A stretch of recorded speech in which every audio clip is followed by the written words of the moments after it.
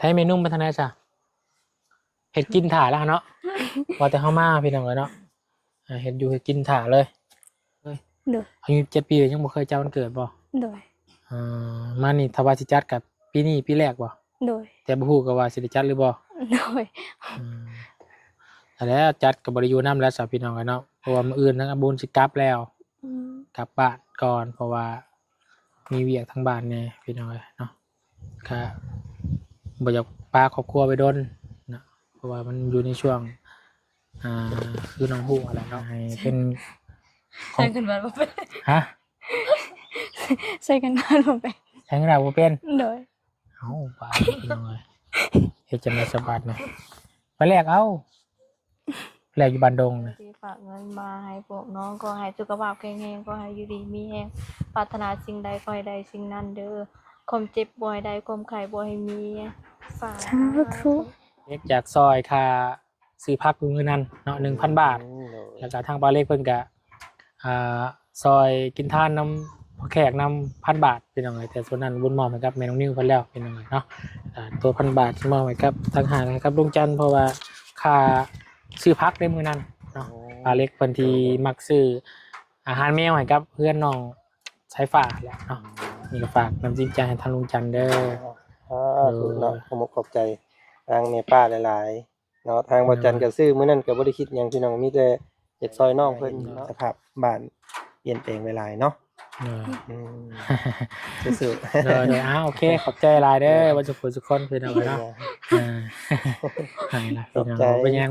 เนาะขอบใจน้องคือกันพี่น้องเลยเนาะแล้วก็ดีใจที่เห็นพอน้องมาอยู่ใกล้แล้วเนาะก็ หยัง ดีใจเนาะเอาอยู่ดีไม่แห้งพี่น้องอย่าพากันหายได้ไหม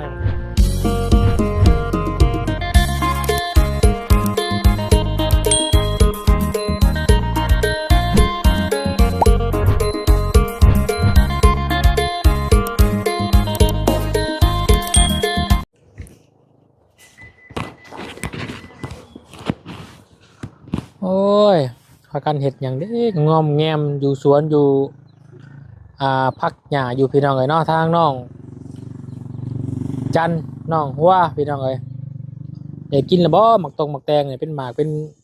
อันนี้ละบ่หรือว่าจังใดเนาะพากันเด็ดบ่งเด็ดหยังอยู่พี่น้องเลยสองไอ้น้องเพิ่นอยู่สวนเนาะคุมพักคุมหญ้าอยู่ว่าซั่นซะเพิ่นก็ได้เอามื้อนี้ทางวนเนาะได้แวะเวียนเยี่ยมยามถามข่าวเนาะทางน้องจันแล้วก็ทางบ้านน้องบุตรพี่น้องเลยเนาะซึ่งบ้านน้องบุตรก็ยังบ่เพียงพออยู่พี่น้องเลยเนาะตอนล่าสุดทางลุงจันได้ไปถามเรื่องค่าสร้างก็เพิ่นบอกมาว่า25 ล้านพี่น้องเลยเนาะแต่ก็ ทางทีมงานเฮางบยังบ่พอเนาะมีเงินอยู่16 ล้านถ้าจะไปต่อเพิ่น20 ล้านก็เงินเฮายังบ่พอนะพี่น้องเลยเลยมันยังบ่ได้กล้าต่อเพิ่นเนาะจะว่าจังใดยังบุตรเองก็ได้พี่น้องเลยเนาะก็เลยมาหาทางน้องจันมื้อนี้พี่น้องเลยเนาะก็สิมื้ออื่นเนาะก็จะเป็นวันคล้ายวันเกิดของน้องจันเพิ่นพี่น้องเลยครบรอบจักปีแหละก็ยังบ่ฮู้เนาะเห็นทางน้องเพิ่นบอกรอบก่อนเนาะก็เลยมื้อนี้ทางบุญก็ได้เป็นสะพานบุญให้กับทางใหญ่ใจดีเนาะเพิ่นอยู่ทางฝั่งไทยพุ่นล่ะพี่น้องเอ้ยเพิ่นก็ได้สมทบค่าสร้างเฮือนน้องบุตรรอบก่อนเนาะ1,500 บาทพี่น้องเอ้ยมาวันนี้ทางอ้ายเพิ่นฝากให้วันเกิดน้องจัน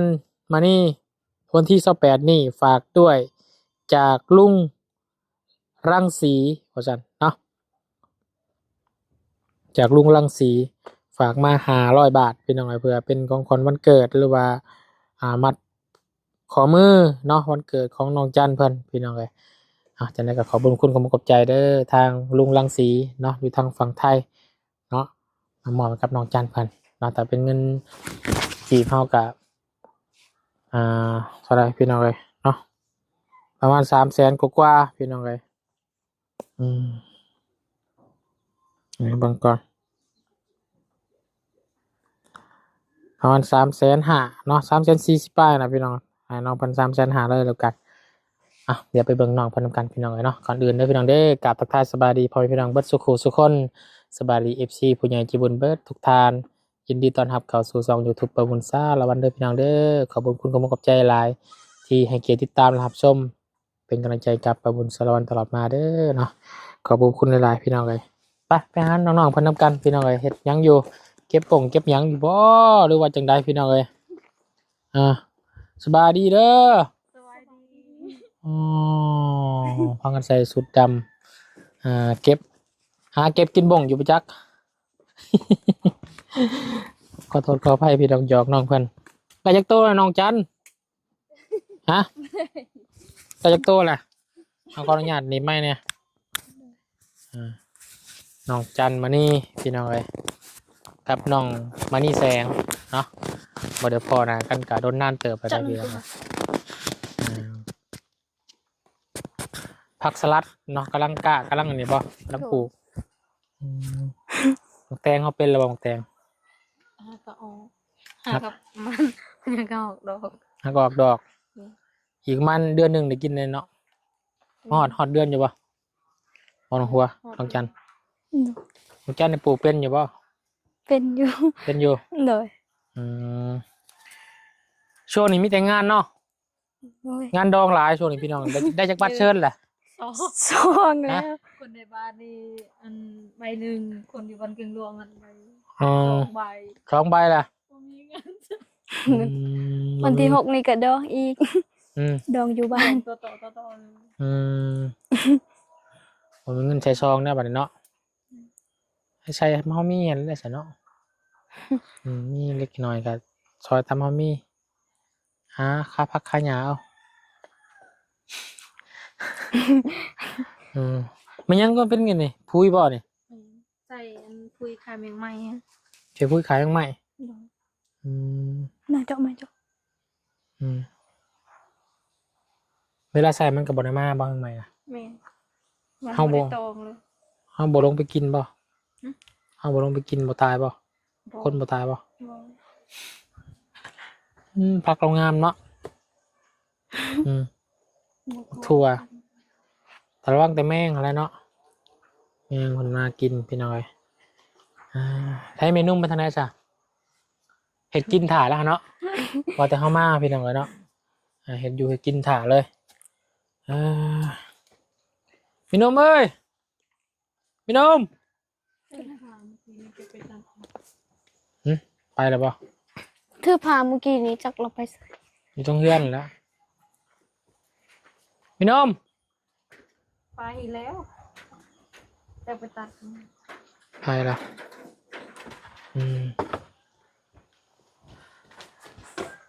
ทางน้องจันเนาะน้องหัวในจักปีก่อน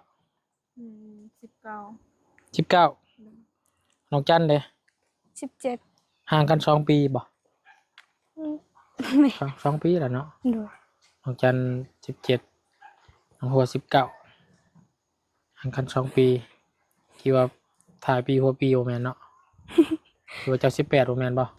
มื้ออื่นบ่วันเกิดเจ้านะ โดย สิไปจัดอยู่ใช้ บ่เหมือน จะทุกแต่ละปีนี่เคยจัดบ่ บ่เคย บ่เคย โดย อายุ7 ปีเลยยังบ่เคยจัดวันเกิดบ่ โดย มานี่ถ้าว่าสิจัดกับปีนี้ปีแรกบ่ โดย แต่บ่ฮู้ก็ว่าสิได้จัดหรือบ่ โดย แต่แล้วจัดกับบริยูน้ำแล้วสาวพี่น้องกันเนาะเพราะว่ามื้ออื่นทั้งบุญสิกลับแล้วกลับบ้านก่อนเพราะว่ามีเวียกทางบ้านแน่พี่น้องเลยเนาะก็บ่อยากพาครอบครัวไปโดนนะเพราะว่ามันอยู่ในช่วงคือน้องฮู้อะไรเนาะมันอยู่ในช่วงที่เฮาต้องอยู่นำครอบครัวนะไปกับบริโดนเนาะ2-3 มื้อก็กลับคืนเมื่ออีกพี่น้องเลยเพราะว่ามื้อนี้คือว่าทั้งลุงชิดก็กลับปากเซแล้วซะเนาะที่อยู่ทั้งเมนตุ้ยครับให้แมงนิ้ววินเนอร์เพิ่นน้องนิ้วพี่น้องเลยบ่มีผู้ชายอยู่นำเฮ็ดให้มันเย็นแน่แหละเนาะทางพ่อน้องเด้เพิ่นย้ายมาพี่แล้วบ่ โดนได้แล้ว ดีใจนำเด้อเพิ่นย้ายมาจักมื้อแหละ อันซ้ำมื้อนี้แล้ว แสดงว่ามื้อที่พอแขกเสียอยู่เพิ่นก็อยู่หั่นบ่ยังบ่ได้มาเนาะดูน้องก็ได้ถาม ถามเพิ่นว่าจังได๋ ถามเรื่องพ่ออายว่าพ่อก็ฮู้ว่าแล้วว่า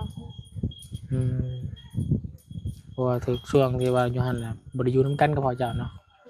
พอเราออกมารักษาอยู่ทางไกลมือแพมือหมอหั่นแหละก็ยื้อไว้บ่ทันบ่ได้เนาะเพิ่นก็ถือมาสำนั้นพี่น้องเนาะก็บ่เป็นหยังมีแต่เฮาก็ผู้อยู่ก็สู้ต่อไปพ่อก็น้องก็แข็งแรงดีอยู่ติ โดย บ่ได้ไปเยี่ยมเพิ่นแล้วบ่อยู่นี่ ยัง ยังอยู่เนาะเขาอยู่ดอกอยู่แก่งคันใกล้ๆนึงเนาะ โดย อยู่ในเซโปนนี่พี่น้องเพิ่นย้ายพอน้องเฮือเพิ่นย้ายอีกมาคุกนึงพี่น้องเพราะว่าอีกจักเดือนก็เพิ่นจะได้พ้นโทษ ก็บ่ฮู้คือกัน โมเมนต์คือว่ายังอีกบ่กี่ปีอย่างที่เนาะ อือฮึ เพิ่นติดนะ5 ปีบ่ แม่น เพิ่นติดมานี่2 ปีแล้วเนาะ แม่ ยั น งอีกประมาณ2 ปีกว่าก็ออกแล้วเนาะ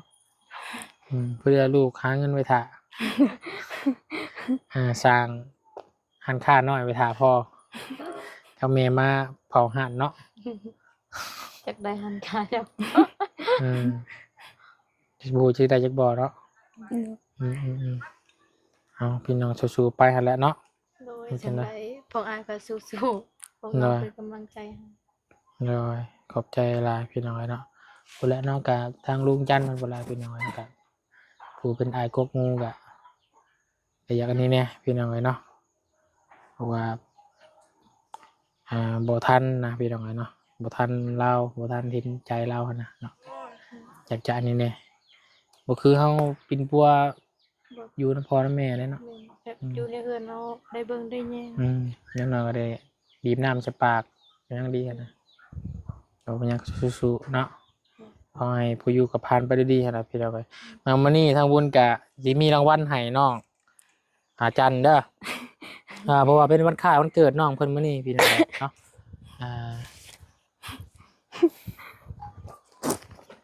เพิ่นมีทั้งลุงรังสี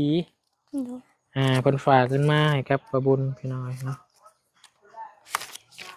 500 บาทเนาะ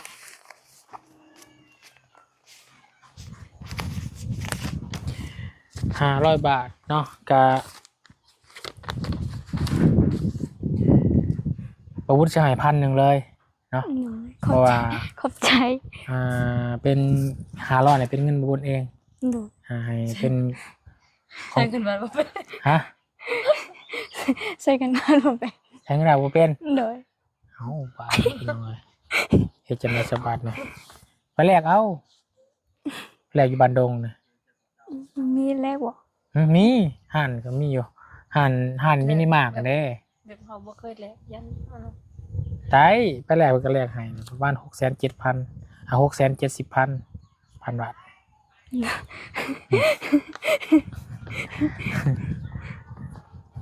ใส่บ่เคยใช้เลยบ่ บ่เคย ลองใช้เบิ่งคือว่าเป็นอีกประสบการณ์หนึ่งจ้ะ โดย อีกประมวลสิหายเป็นเงินบาทเป็นอีกประสบการณ์หนึ่งที่ให้น้องไปมีประสบการณ์เนาะใช้เงินเอาถือเงินบาทไปใบเดียวจะได้เงินมาจากไปเนาะคันต่ำนี่เพราะว่าเงินเดือนนี้มันขึ้นมื้อละ680เดือนนี้มันจะสิลงหรือขึ้นมันยังบ่รู้เนาะอาจสิลงก็ลงประมาณ670นี่แหละถ้าว่าต่ำไปเรื่อยๆเนี่ย650เด้อแต่ว่าถามเพิ่นว่าแลกเงินบาทแลกกีบเท่าไหร่เพราะว่าเฮาเอาบาทไปแลกกีบเด้บาทแลกกีบเท่าไหร่เนาะ6บ่สิบอกมาดอกว่าเท่าไหร่ถ้าว่ามันต่ำกว่า650,000ก็บ่แลกก็ได้บ่แลกบ่อื่น650,000หรือว่า670,000ประมาณนี้แหละจ้ะลองเบิ่งเนาะอันนี้วุ้นให้500เนาะเป็นวันเกิดของขวัญวันเกิดน้องจันเด้อ โดยขอบใจหลาย อีก500เป็นของลุงรังสีจากฝั่งไทยนะ ๆโดย ใบ ขอบใจ ใบเดียวเขาเลาะพี่น้องเลยแต่ว่ามูลค่าสูงเนาะ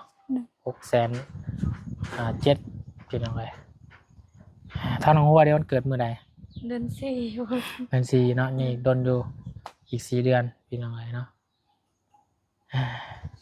เพราะว่ามาแต่น้องจันน้องหัวหรือว่าแม่นุ่มเพิ่นนี่ทางบุญก็รู้สึกว่าบ่เคยท้องว่างจักเทื่อเนาะเฮ็ดให้อิ่มเนาะคือว่าหับได้ดีขนาดพี่น้องอาหารการกินเนาะเพิ่นก็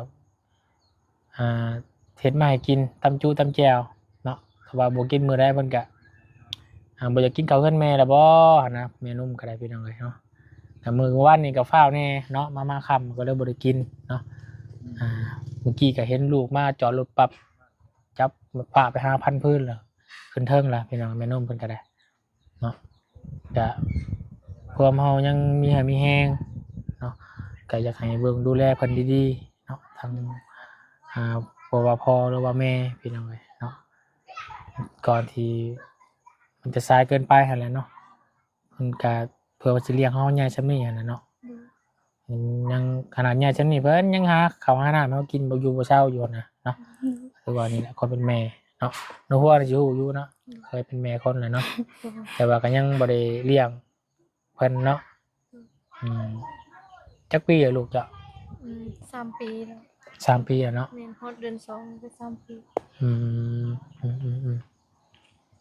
โอเคพี่น้องเอ้ยนั่นนี่แหละเนาะ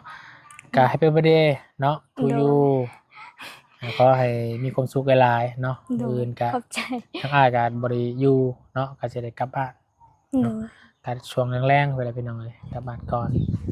หลังปีใหม่พุ่นละเนาะเข้าดาวยังแล้วก็สิมาเก็บเวียกเก็บงานคือเก่า โดย เนาะก็ขอให้ทั้งน้องสองสู้ๆต่อไปพี่น้องเอ้ยเนาะบ่ให้ท้อถอยเนาะ สู้ๆกับชีวิตสู้ๆกับนี่แหละการเงินนี่แหละพี่น้องเอ้ยเนาะอยู่กับแบบนี้กับน้องๆเพิ่นก็ต้องเข้าใจน้องเพิ่นแล้วก็น้องก็ต้องเข้าใจนำคือเงินมันบ่มีอยู่แล้วแต่เฮาอยู่ซื่อเนาะต้องไปดิ้นหาเวียกหางานเนาะ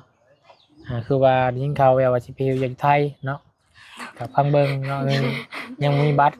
เฮ็ดบัตรกับพาสปอร์ตก็ต้องหลายเติบได้พี่น้องเอ้ยบ่ต่ำกว่า6-7,000 บาทนะ ต้องไปเฮ็ดเวียกแถวเวียงก่อนได้เงินแล้วจังเฮ็ดแล้วจังไปได้ ต้องเสียเวลาอีกเนาะหักแท้สวรรค์นี่ก็บ่จักมีเนาะมีก็เป็นงานนั่นแหละส่งน้ำคือเก่าแล้วเนาะ ส่งน้ำส่งในพี่น้องเอ้ย แบกกระตุกนั้นแบกกระตุกน้ำซาลิดกามใหญ่ อ๋อมีแต่ก่อนที่ย่างไปหาทางบ่าวจันก็อยากให้ทางน้องหัวแล้วก็น้องจันเนาะฝากขอบคุณขอบใจทางลุงรังสีเพิ่นเด้อ โดย อยู่ทางประเทศไทยเพิ่นแหละเนาะฝากกำลังใจ ข มา อ ให้ ขอบใจ เนาะ ทางลุงรังสีเด้อที่ฝากเงินมาให้พวกน้องก็ให้สุขภาพแข็งแรงก็ให้อยู่ดีมีแรงปรารถนาสิ่งใดขอให้ได้สิ่งนั้นเด้อความเจ็บบ่ให้ได้ความไข้บ่ให้มีสาธุแล้วก็ขอบใจบ่บุญนำเด้อไปใส่มาใส่แล้วก็ให้ตลอดปลอดภัยเด้ออ้ายเด้อความเจ็บบ่ให้ได้ความไข้บ่ให้มีปรารถนาสิ่งใดขอให้ได้สิ่งนั้นขอให้ชีวิตของอ้ายเจริญเด้อสาธุ พี่น้องเลยเนาะเดี๋ยวย่างไปหาบ่าวจันนำกันเนาะเดี๋ยวไปให้กำลังใจเพิ่นพี่น้องเอ้ยโอ้ใส่ชุดดำคือกันบ่เนาะพี่น้องเอ้ย สบายดี สบายดีสบายดี น้อง สบายดีน้อง สบายดีบ่ โดยส ตัว วัสดี น้องนี่เนาะพอดีทางมาบุญพี่น้องเลยเนาะมีทางป้าเล็กเนาะเพิ่นก็ได้เห็นทางลุงจันทร์ได้ซอยซื้อให้ซื้อพักซื้อหยังกับน้องผู้ราตอนนั้นเด้เพิ่นก็เลยว่าเห็นทางลุงจันทร์เมาเบิดเลยว่าซั่นเนาะก็ขอบบุญขอบคุณทางลุงจันทร์หลายๆว่าซั่นฝากบอกบ่าวจันทร์นำแน่ป้าเล็กจากซอยค่าซื้อพักมื้อนั้นเนาะ 1,000 บาท แล้วก็ทางป้าเล็กเพิ่นก็ซอยกินทานนำพ่อแขกนำ1,000 บาทพี่น้องเอ้ยแต่ส่วนนั้นบุญมอบให้กับแม่น้องนิ้วเพิ่นแล้วพี่น้องเอ้ยเนาะตัว1,000 บาทที่มอบให้กับทางหารนะครับลุงจันทร์เพราะว่าค่าซื้อพักในมื้อนั้นเนาะป้าเล็กเพิ่นที่มักซื้ออาหารแมวให้กับเพื่อนน้องสายฟ้าแหละเนาะนี่ก็ฝากน้ำจิ้มใจให้ทางลุงจันทร์เด้อ เนาะขอบใจทางแม่ป้าหลายๆเนาะทางบ่จันก็ซื้อมื้อนั้นก็บ่ได้คิดหยังพี่น้องมีแต่เฮ็ดซอยน้องเพิ่นเนาะหลายคนมื้อนั้นพี่น้องเอ้ยก็มีคลิปมีเฮมีฮากันนิดนึงเพราะว่าบ่อยากให้น้องๆเพิ่นอยากให้น้องๆเพิ่นมีกำลังใจเนาะในการขายผักขายมีต่อไปนะเนาะก็เอามื้อนี้อันว่าแม่เพิ่นซอยค่าซื้อมื้อนั้นเนาะทางบ่จันก็ขอขอบใจหลายๆเด้อแม่เด้อเนาะขอให้แม่จงอยู่ดีมีแฮงเนาะอยู่พังไทยบ่ เพิ่นอยู่ต่างประเทศแต่เป็นคนไทย โดยอยู่ดีมีแฮงจงค้าขายง่ายมือเนาะก็ขอให้มีแต่โชคแต่ลาภโชคหมานร่ำรวยสิ่งสำคัญก็คือ อายุเนาะอายุมันคนยืนพี่น้องเนาะปราศจากโรคภัยไข้เจ็บด้วยแม่เด้อเนาะทานมื้อเช้าไรเข้ามื้อแรงทานสำนี้ก็ขอให้ได้ขึ้นหาแม่ร้อยเท่าพันเท่าผู้เด้อเนาะสาธุ สาธุพี่น้องเนาะ ขอบใจหลายๆขอบคุณหลายๆครับ เนาะก็ขอบใจวัชกุทุกคนเนาะที่ให้เป็นกำลังใจเนาะยามลนลามนำครอบครัวของเฮาพี่น้องเนาะก็โซนี้ก็อยู่ในความอันนี้อยู่พี่น้องเนาะไว้อะไรสุขเศร้าเนาะให้กับทางพ่อแก่กันทางครอบครัวมื้ออื่นก็สิเดินทางกลับนะลุงเนาะจังใดก็สู้ๆเด้อ โดย พวกน้องเป็นกำลังใจ ขอบใจน้องพี่เราบ่เป็นน้องพี่น้องเลย อ่า และพอเพิ่นก็ได้จากไปแล้วกับบ่เป็นหยังเนาะเพิ่นถือมาสำนั้นเนาะ แม่น แต่เมื่อคืนนี้ก็ออกกันเด็กอายุเพิ่นคือเก่าพี่น้องเลยเนาะ52อายุราว52 ปี เลย เนาะถือซิเมนเพิ่นถือมาสำนี้อีหลี เลย ก็บ่เป็นหยังเพิ่นยินว่าพอเพิ่นได้ขึ้นมาทั้งพี่แล้วบ่ อืม ดีใจนํเนาะ ดีใจนํเด้อสำหรับเพิ่นก็ออกมาแล้วเนาะ มีแต่รักษาเพื่อนซ่านถ่าเพิ่นแล้วเพิ่นก็สิคือสิดีใจหลายมาเห็นสภาพบ้านเปลี่ยนแปลงไปหลายเนาะ เลย อืมสู้ๆ เลยอ้าวโอเคขอบใจหลายเด้อวัชกุทุกคนพี่น้องเนาะอ่าให้ละพี่น้องบ่เป็นหยังบ่เป็นหยังเนาะขอบใจน้องคือกันพี่น้องเลยเนาะแล้วก็ดีใจที่เห็นพอน้องมาอยู่ใกล้แล้วเนาะก็อ่า ยัง ดีใจเนาะเอาอยู่ดีไม่แห้งพี่น้องอย่าพากันหายได้คอยหายมาล้าอะไรพี่น้องอย่าหาย ข ละ อบคุณหลายๆเด้อแม่ป้าเด้อเนาะขอบคุณหลาย ไปพี่น้องเลยเนาะก็บ่อยากเข็นภูมิใต้แล้วพี่น้องเพราะว่ามันเมื่อยพี่น้องเลยเนาะเฮาหายได้แล้วมันก็ฮู้อยู่เรื่องนี้มันทำใจได้ยากเนาะก็บ่อยากให้อันนี้ลาพี่น้องเลยเนาะหัวกับแสดงความเสียใจเนาะกับทางครอบครัวของเฮาพี่น้องเลยเนาะก็เห็นแล้วก็น้ำตาเห็นน้ำตาเห็นบ่ได้นะพี่น้องไม่เห็นแล้วอยากไหลน้ำพี่น้องเลยเนาะก็เลยอยากให้เห็นน้ำหูน้ำตากันอีกค่ะนะพี่น้องเลยแต่มันก็เฮ็ดได้ยากเนาะเพราะว่าทางลุงจันทร์เนาะก็บ่อยากให้เห็นน้ำตาเนาะทั้งเพิ่นอีกแล้วอยากให้มีแต่ความสุขนะพี่น้องเนาะความอยู่ดีไม่แห้งเนาะหรือว่าเป็นความหมอยเศร้าหมอยมองพี่น้องเนาะก็มันก็เฮ็ดได้ยากอยู่แต่ก็พยายามพี่น้องเนาะให้กำลังใจทางลุงจันทร์เพิ่นเนาะก็ล่าสุดนี้ทางลุงจันทร์ก็ทางเสียความโศกเศร้าสลดใจไปแล้วก็มาต่อมามื้อนี้ก็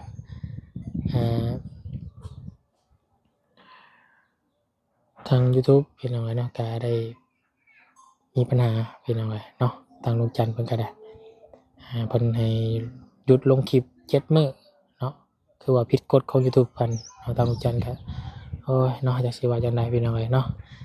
มีแต่ให้กำลังใจกันนั่นแหละพี่น้องเนาะเฮาก็ได้ไปอยู่ดีไม่แห้งพี่น้องบ่ทุกคนทุกคนเด้อโชคมาร่ำรวยเฮงปังๆเนาะสบายดีเบิดทุกคนทุกคนพี่น้องเนาะสบายดี